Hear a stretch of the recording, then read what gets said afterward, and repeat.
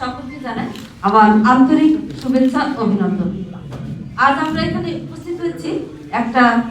অত্যন্ত ন্যাক্কারজনক, দুঃখজনক ও লজ্জাকর ঘটনার প্রতিবাদ জানাতে, যা আমাদের গণতন্ত্র, নারী নিরাপত্তা এবং নাগরিক অধিকারের উপর সরাসরি আঘাত এনেছে। আজকে আমরা ঝিকরগাছা উপজেলার 5 নম্বর ওয়ার্ড কীর্তিপুর গ্রামে 6 জন আমাদের বাংলাদেশ জামাত ইসলামের 6 জন সদস্য মিলে আমরা ভোট চাইতে গেছিলাম এবং আমরা শান্তিপূর্ণভাবে মা বোনদের মাঝে দাঁড়িপাল্লার প্রতীকে ভোট চাচ্ছিলাম। তো এমন অবস্থায় অতর্কিত বিএনপির 10 থেকে 15 জন মতো ব্যক্তি আমাদের উপর হামলা করে এবং হামলা করে আমাদের উপরে যথেষ্ট গালিগালাজ এবং অপমানকর কথাবার্তা বলে এবং এক পর্যায়ে আমার মোবাইলটা ওখান থেকে কেড়ে নেয়, জোরপূর্বকভাবে মোবাইল কেড়ে নেয় এবং মোবাইলটা একেবারে আছাড় মেরে ভেঙে ফেলে এবং একাধিকবার মোবাইলে আছাড় মারে।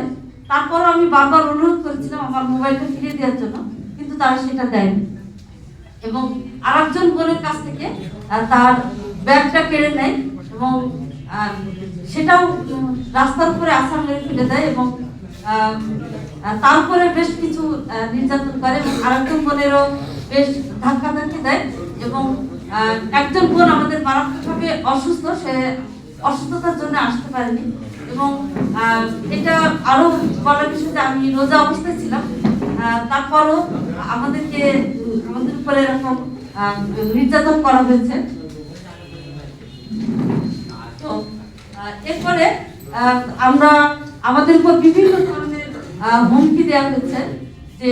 যদি আমরা কোথাও ভোট চাইতে যাই তাহলে আমাদেরকে হত্যার হুমকিও দেওয়া হয়েছে এবং স্থানীয় আমাদের ওখানে যে বোনেরা আছে সেই বোনেরা যেন কোনোভাবেই বাড়ি থেকে নির্বাচনের আগ পর্যন্ত বের হতে না পারে সেজন্য তাদের উপরে হুমকি দিয়েছে এবং অকথ্য ভাষায় আমাদের উপর গালিগালাজ করা হয়েছে। তো এই ঘটনা থেকে আমার কাছে কিছু প্রশ্ন মনে হয়েছে যে আজকে আমরা জুলাই আন্দোলনের পরে যে একটা স্বাধীন বাংলাদেশ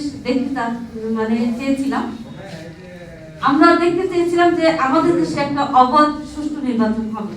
কিন্তু এটা আমাদের কাছে অনেক বড় একটা প্রশ্ন যে একজন নাগরিককে ভোট চাইতে পারবে না এবং ভোট চাওয়া তাহলে কি অপরাধ